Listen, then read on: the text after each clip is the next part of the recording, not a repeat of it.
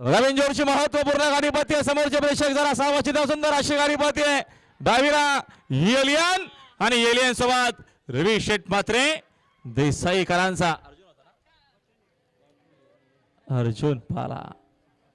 सुंदर अशी super fast गाडी पाहिली आजच्या मैदानात